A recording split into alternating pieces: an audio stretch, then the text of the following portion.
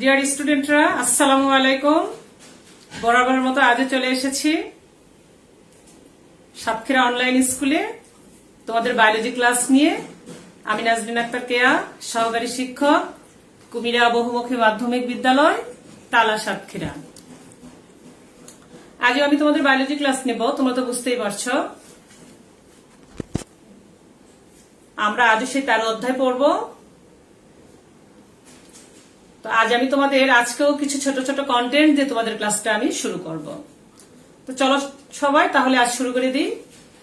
আমরা ক্লাসটা এখন শুরু করি।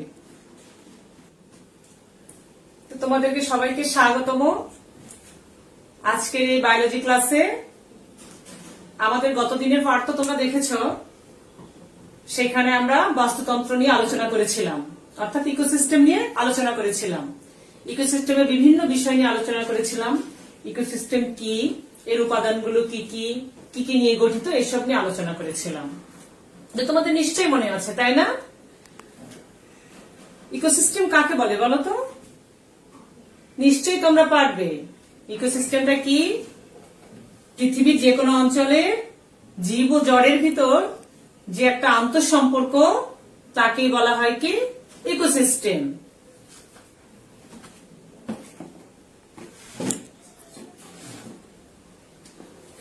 তো আমরা তারপরেই পাঠটা আজ পড়ব।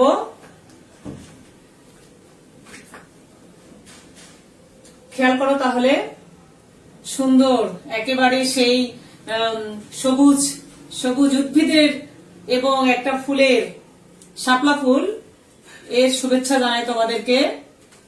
ছবিটি খেয়াল করো প্রিয় শিক্ষার্থীরা, ছবিটি খেয়াল করো তোমরা, ভালো করে দেখো। ছবি দেখা যাচ্ছে, তাই না? একেবারে প্রাকৃতিক একটা ছবি, একদম প্রাকৃতিক একটা ছবি।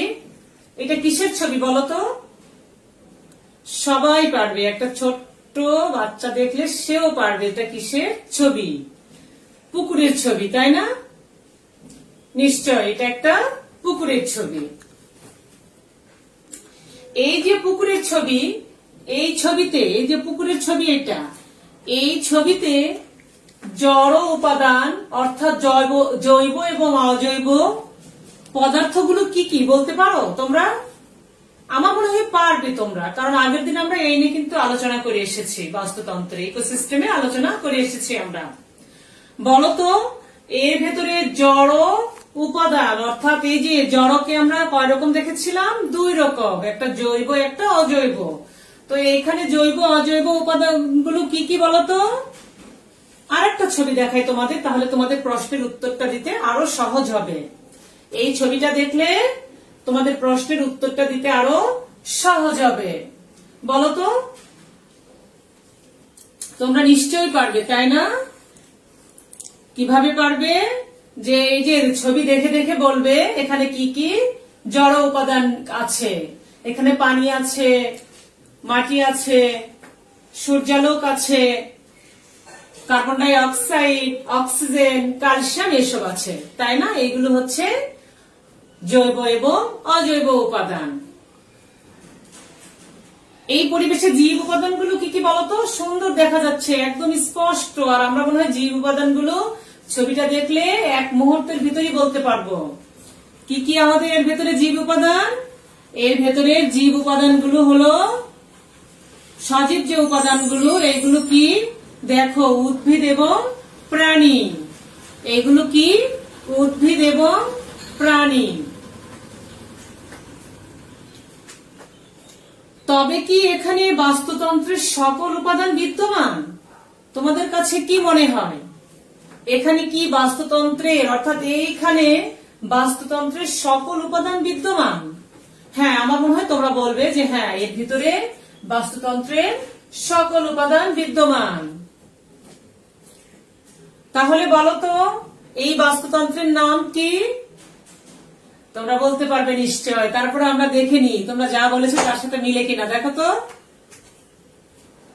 এইটা হচ্ছে একটা পুকুরের বাস্তুতন্ত্র, অর্থাৎ ইকোসিস্টেম অফ এ পন্ড। এটি একটা পুকুরের বাস্তুতন্ত্র। তাহলে তোমরা খাতায় লিখে নাও, আজ আমাদের পাঠ শিরোনাম পুকুরের বাস্তুতন্ত্র। তাহলে তোমরা এই পাঠ শেষে বাস্তুতন্ত্রের জলজ বাস্তুতন্ত্রের কার্যকরী উপাদান সমূহ উল্লেখ করে একটি পুকুরের বাস্তু সংস্থান ব্যাখ্যা করতে পারবে।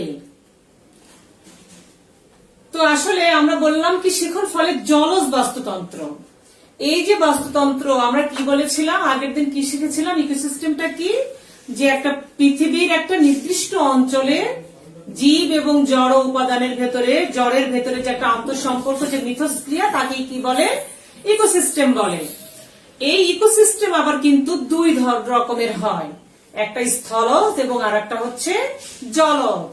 একটা কি স্থলজ এবং আর একটা জলজ। তো আজ আমরা জলজটা নিয়ে আলোচনা করছি। এই জলজের আবার আমরা পুকুরেরটা নিয়ে আলোচনা করছি, কারণ জলজ তো অনেক আছে, পুকুর আছে, নদী আছে, সাগর আছে, অনেক কিছু আছে। তো আমরা আজ পুকুরের বাস্তুতন্ত্র নিয়ে আলোচনা করছি। এটা একটা কিন্তু জলজ বাস্তুতন্ত্র, মনে রাখবে তোমরা। এই যে ছবিটা দেখা যাচ্ছে এটাও একটা পুকুরের ছবি। তো বলো তো এই পুকুরের ছবি অর্থাৎ চিত্রে জীব এবং অজীব উপাদানগুলো কি কি, এটা দেখে দেখে বলো তোমরা, জীব এবং অজীব উপাদানগুলো কি কি। দেখো তোমরা যা মনে মনে ভেবেছ কিংবা তোমরা যা প্রশ্নের উত্তর দিয়েছ তার সাথে মিলে কিনা। এখানে আছে কি উদ্ভিদ এবং প্রাণী, এটা হচ্ছে কি জীব উপাদান। আর এছাড়াও কি আছে, মাটি আছে, অর্থাৎ এই যে এই অংশগুলো, এগুলো কি মাটি। তারপরে কি আছে পানি, এই যে এই অংশগুলো কি পানি। তারপরে আছে আলো, অর্থাৎ এই যে সূর্য থেকে যে আলো আসছে, আলো, অক্সিজেন, কার্বন ডাই অক্সাইড এবং ইত্যাদি অজীব উপাদান এখানে রয়েছে। তাহলে আমরা একটা পুকুরে কি পেলাম, একটা পুকুরে আমরা এই চিত্রটাতে আমরা অজীব ও জীব উপাদানগুলো পেলাম। তো প্রিয় স্টুডেন্টরা দেখো, আমরা আগের দিন বাস্তুতন্ত্রের উপাদানগুলো পড়েছিলাম। এই উপাদান সমূহটা তোমাদের এক নজর আমি দেখাই দিই। উপাদানগুলো কি কি আমরা পড়েছিলাম, জড় উপাদান, ভৌত উপাদান এবং জীব উপাদান। তো জড় উপাদান আবার কয়টা ভাগে পড়েছিলাম আমরা, অজৈব, জৈব বস্তু, এই দুটো পড়েছিলাম, তাই না। এই অজৈব বস্তু কি পড়েছিলাম, অক্সিজেন, কার্বন ডাই অক্সাইড ইত্যাদি। আবার জৈব বস্তু কি পড়েছিলাম, বর্জ্য পদার্থ এবং মৃতদেহ পড়েছিলাম। আবার দেখো ভৌত উপাদানগুলো কি কি পড়েছিলাম, এক নজর দেখে নাও। সূর্যালোক, তাপমাত্রা, বায়ু প্রবাহ, ভূপৃষ্ঠ থেকে গভীরতা এবং উচ্চতা, এইগুলো। লাস্ট কি পড়েছিলাম, জীব উপাদান, অর্থাৎ সজীব উপাদান যেটা।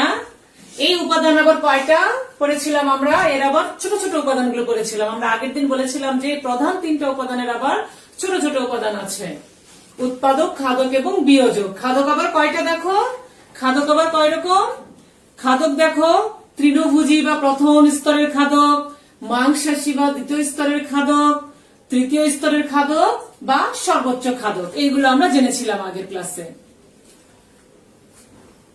স্টুডেন্টরা দেখো, খেয়াল করো, এই ছবিটাও তোমরা দেখছো, এটা কি একটা পুকুরের ছবি, তাই না। এটা একটা পুকুরের ছবি, একটা পানি দেখা যাচ্ছে, কিন্তু পানির রংটা কি একেবারে ক্লিয়ার, আমরা যে পানি খাই সেরকম কি সাদা, সেরকম একেবারে ফ্রেশ সাদা না, তা না, মনে হচ্ছে একটু সবুজ সবুজ, তাই না। তাহলে এই যে পানিতে এমন কি রয়েছে, এই পানিটাতে এমন, অর্থাৎ এই যে পানি, এই পানিটাতে এমন কি রয়েছে যার জন্য এটা সবুজ দেখায়, বলো তো তোমরা।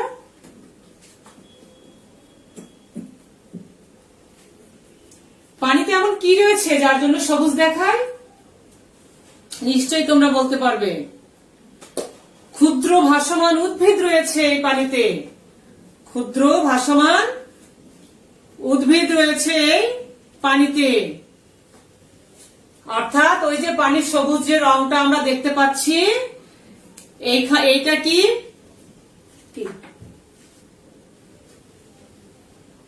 এই পানিতে যে সবুজ রং দেখাচ্ছে এর কারণ হচ্ছে, এখানে এই যে পানির সবুজ রং, এর কারণ হচ্ছে ক্ষুদ্র ভাসমান উদ্ভিদ অর্থাৎ শৈবাল। আমরা আগেও ছোট ক্লাসে কিছুটা জেনেছি যে পানিতে ক্ষুদ্র ক্ষুদ্র শৈবাল থাকে।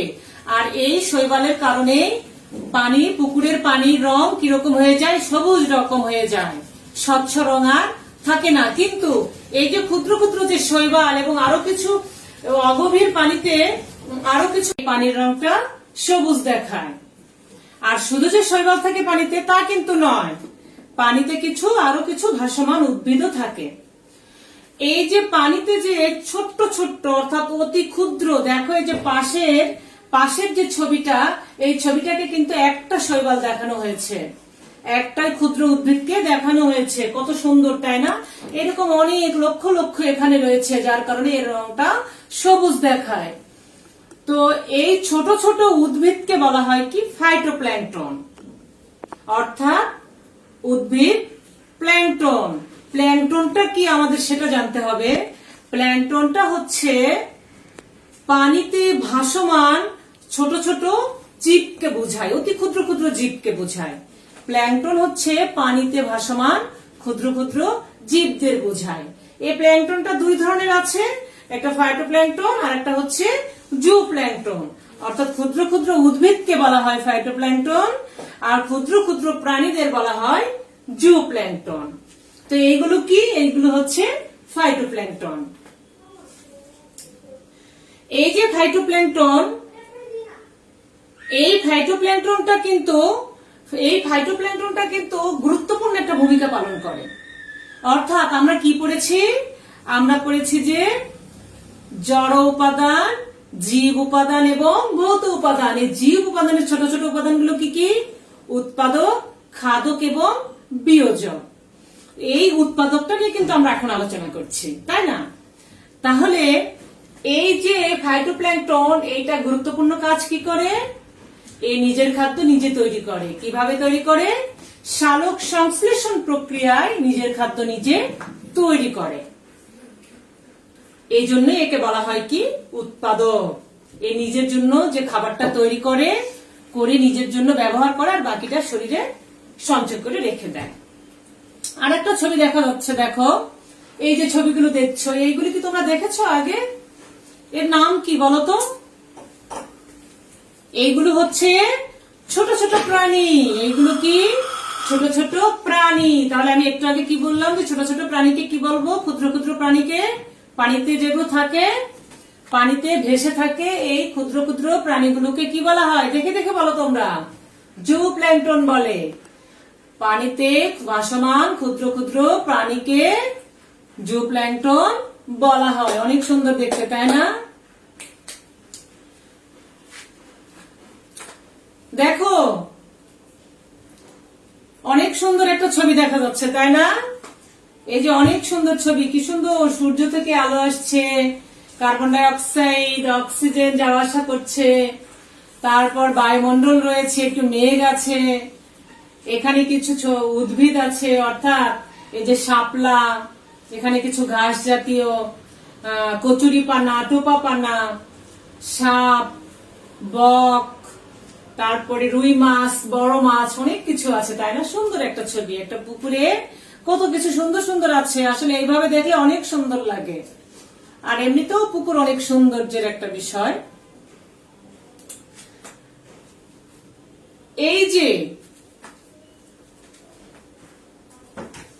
এই যে পুকুরে আমরা কিন্তু উৎপাদক পড়েছি। তাহলে এই যে পুকুরের যে খাদক আছে, আমরা খাদক জানি 3 স্তরের খাদক আছে। এই 3 স্তরের খাদকগুলো কি কি বলো তোমরা? নিশ্চয়ই পারবে, তাই না? প্রথম স্তরের খাদক, দ্বিতীয় স্তরের খাদক এবং তৃতীয় স্তরের খাদক। 3 স্তরের খাদক আছে, তাই না? দেখো আরেকটা ছবি তোমাদের দেখায়। এই ছবিটাতে কিন্তু আরো সুন্দর করে দেওয়া আছে সেই ছোট প্রাণীগুলো। এখানে অ্যানিমেশন নেই, কিন্তু প্রাণীগুলো অনেক স্পষ্ট দেওয়া আছে। তো আমরা প্রথম স্তরের খাদকটা নিয়ে আলোচনা করি। প্রথম স্তরের খাদকটা কি?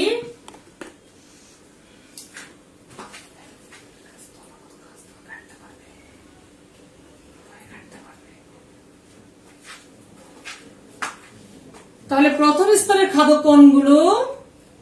এই যে দেখো ছোট ছোট প্রাণী দেখতে পাচ্ছ, লাল রঙের ছোট ছোট প্রাণী, ছোট ছোট প্রাণী আছে কিন্তু এখানে অনেক সুন্দর। দেখো ছোট ছোট ক্ষুদ্র ক্ষুদ্র প্রাণী।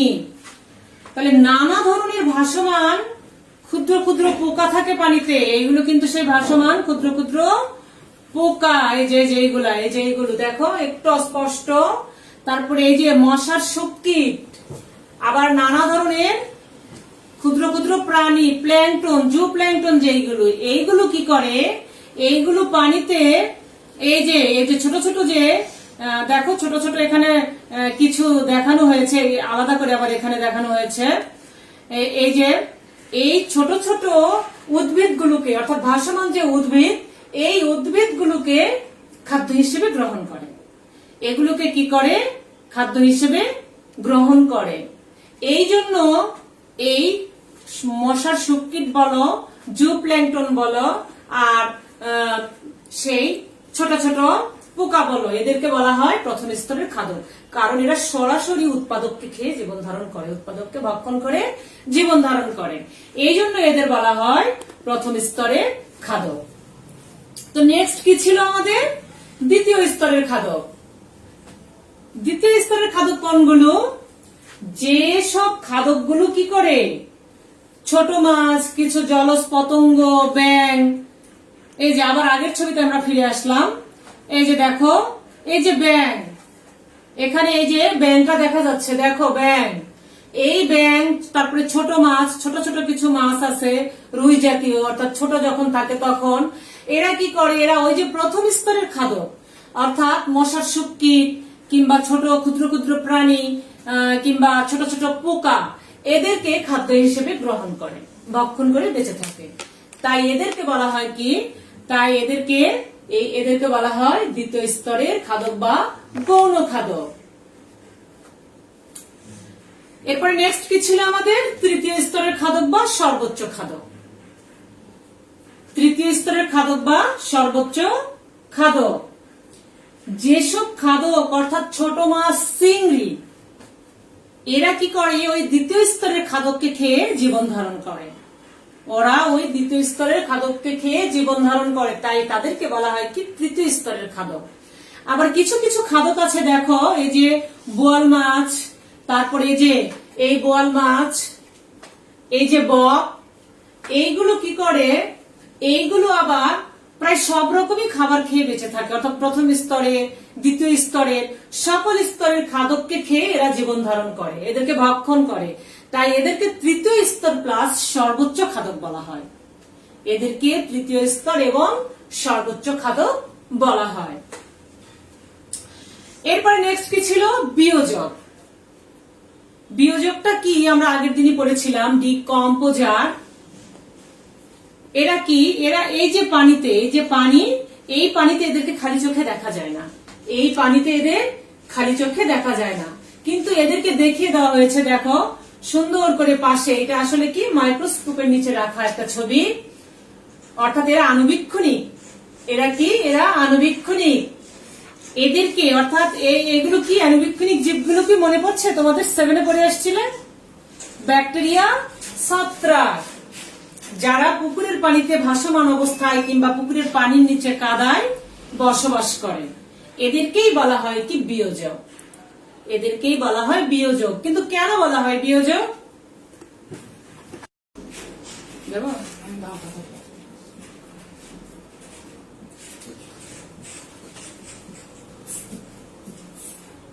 তাহলে এই যে এরা মাটির নিচেও থাকে, আবার পানিতে ভাসমান অবস্থায় থাকে, কিন্তু এদের বিয়োজক কেন বলবো আমরা, কারণ এরা কি করে, এরা পানিতে অবস্থিত জীবিত হোক অথবা মৃত প্রাণীকে আক্রমণ করে এদের পচন ধরায়, এবং ওইখান থেকে কি করে, নিজেদের জন্য খাদ্য সংগ্রহ করে শুষে নেয়।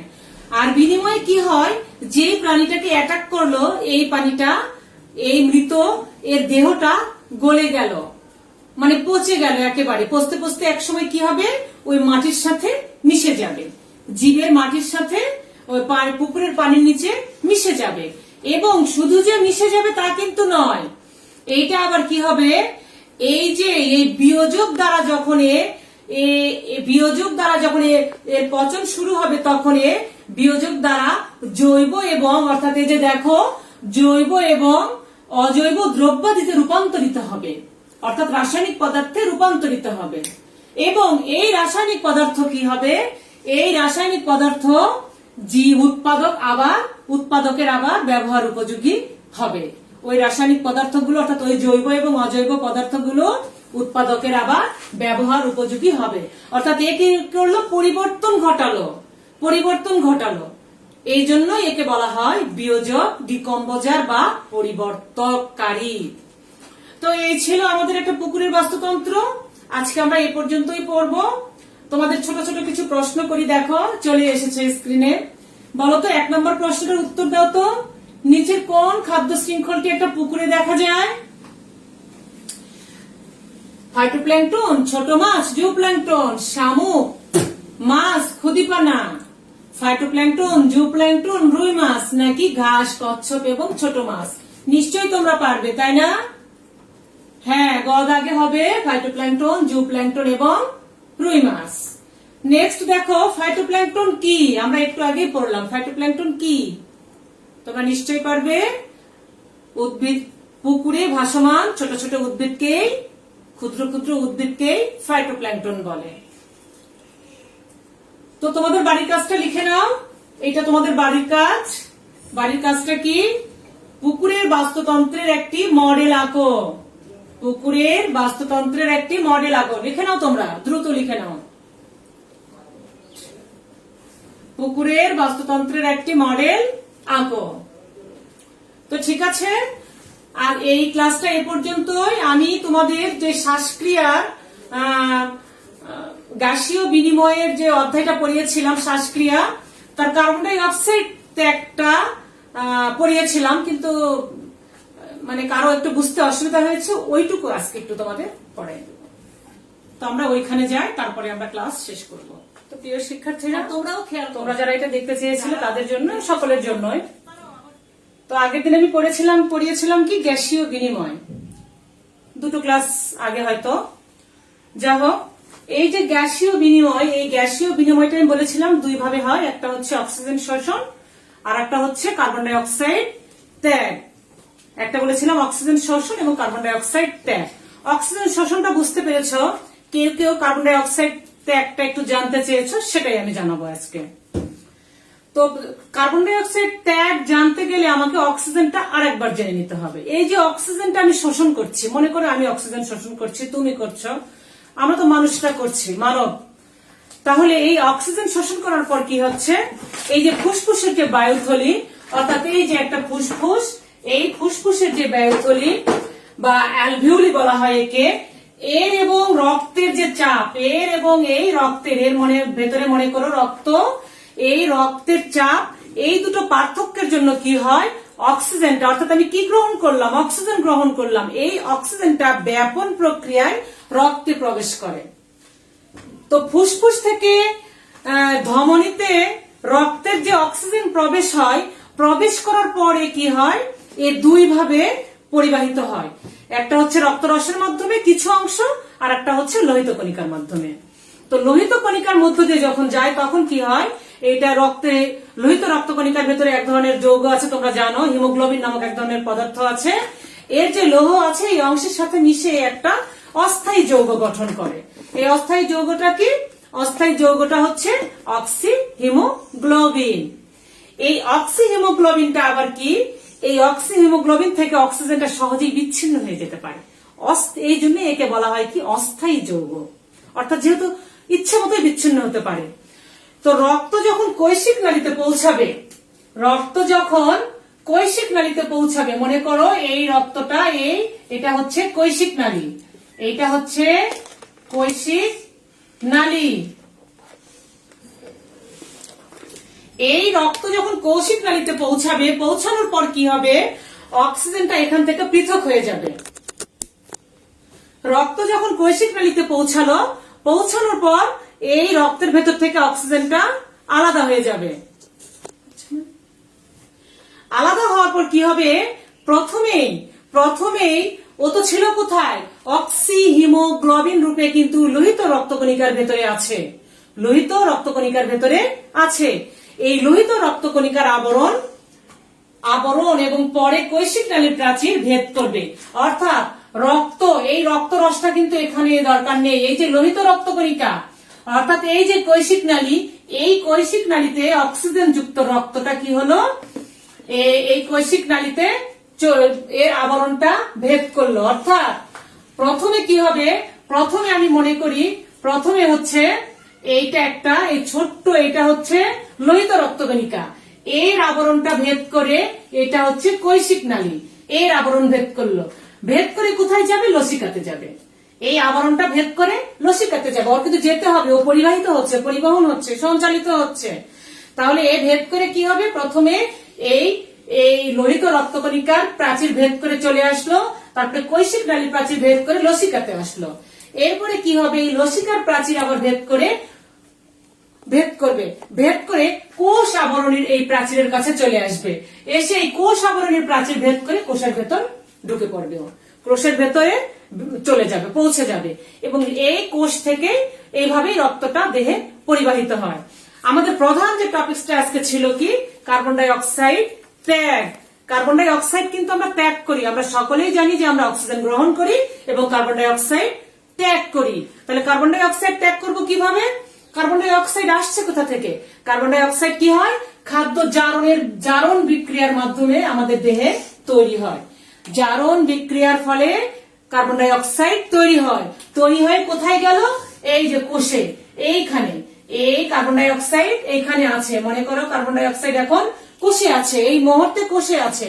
তাহলে এটা আমরা ত্যাগ করব কিভাবে, ত্যাগ প্রক্রিয়া কি, এটাই আমাদের মূল টপিক। তাহলে ত্যাগ করে হবে কি করে, এই কার্বন ডাই অক্সাইড কি হবে, এই কোষের প্রাচীরটা ভেদ করবে, কার্বন ডাই অক্সাইড কোষের প্রাচীরটা ভেদ করবে, ভেদ করে এই লসিকার ভেতরে চলে আসবে, এরকম লসিকা এর ভেতরে চলে আসবে, এবং এর ভেতরে একটু আন্তঃকোষীয় তরলও আছে, আবার এর ভেতরে আন্তঃকোষীয় কিছু তরল পদার্থ আছে ও লসিকা আছে, এই তরল এবং লসিকাতে প্রবেশ করবে, এবং সেখান থেকে এই লসিকা থেকে আবার এর প্রাচীর ভেদ করে আবার কৈশিক নালীতে চলে আসবে, ওর প্রাচীর ভেদ করে আবার কোথায় আসবে, কৈশিক নালীতে আসবে।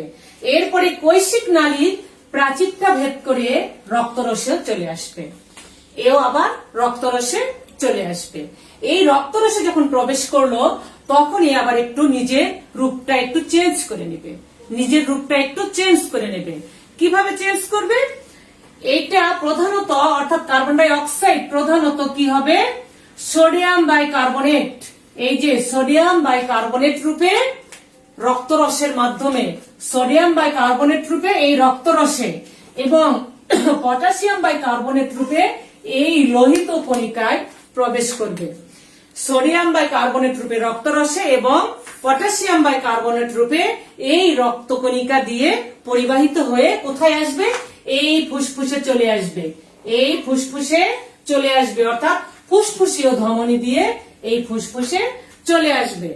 এবং ফুসফুসে আসার পর কি হবে, ফুসফুসের ভেতরে আবার কৈশিক নালী আছে, এর ভেতরেও আবার কৈশিক নালী আছে, এই কৈশিক নালী মনে করি এটা ফুসফুসের ভেতরের একটা কৈশিক নালী, এই প্রাচীর ভেদ করবে, এবং এটা হচ্ছে বায়ুথলি, মনে করো এটা হচ্ছে বায়ুথলি, এর প্রাচীর ভেদ করবে, এই যে বায়ুথলি, এর প্রাচীর ভেদ করে সে আবার আমাদের যে নাসাপথ আছে, এই নাসাপথের মাধ্যমে আবার এই নাসাপথ দিয়ে এ বাইরে নির্গত হবে। অর্থাৎ ফুসফুসে যখন আসলো, ফুসফুসের কৈশিক নালী ভেদ করলো, ভেদ করে এর বায়ুথলি ভেদ করলো, বায়ুথলি ভেদ করে এই নাসাপথে আবার সে কি হবে, আবার সে বাইরে নির্গত হবে, অর্থাৎ আমাদের নাকের মাধ্যমে। আমরা কিন্তু বুঝতে পারি যে কিভাবে কার্বন ডাই অক্সাইড ত্যাগ করি, এভাবেই কার্বন ডাই অক্সাইড ত্যাগ হয়। তাহলে নিশ্চয়ই তোমরা বিষয়টা নিয়ে ক্লিয়ার হয়ে গেছো। তো আজকে এই পর্যন্তই, এরপরেও যদি তোমাদের কোনো পাঠের প্রশ্ন থাকে তো অবশ্যই আমাকে জানাবে তোমরা। তো প্রিয় শিক্ষার্থীরা, আজ এ পর্যন্তই, ক্লাসের সময়ও শেষ হয়ে গেছে, তোমরা সবাই ভালো থাকবে, আর আমি যে বাড়ির কাজটা দিয়েছি বাড়ির কাজটা অবশ্যই করবে, এটা তোমাদেরই প্রয়োজন। আর তোমাদের কাছে অনুরোধ, তোমরা একটু ক্লাসগুলো দেখবে, নিজেরা দেখবে, এবং তোমাদের যে বান্ধবী আছে, বন্ধু আছে, সবাইকে ফোন করে জানিয়ে দিবে ক্লাসটা দেখার জন্য, তোমাদেরই উপকার হবে, কিছুটা হলেও হবে। আর তোমাদের জানার কিছু থাকলে আমি আবারও বলছি, অবশ্যই জানাবে, সাতক্ষীরা অনলাইন স্কুলে পেজে জানালেও হবে। তোমাদের কোনো প্রশ্ন থাকলে জানিয়ে দিও আমাকে। আর সবাই ভালো থেকো, নিজের যত্ন নিও। আমাদের পরিস্থিতি দিন দিন আরো বেশি খারাপ হয়ে যাচ্ছে। সবাই সুস্থ থাকার চেষ্টা করবে, আর বেশি বেশি করে পুষ্টিকর খাবার খাবে, যে যেমন পারো শাকসবজি এবং অন্যান্য খাবার। সবাইকে ধন্যবাদ জানিয়ে আজকের ক্লাস এখানেই শেষ করছি। আল্লাহ হাফেজ।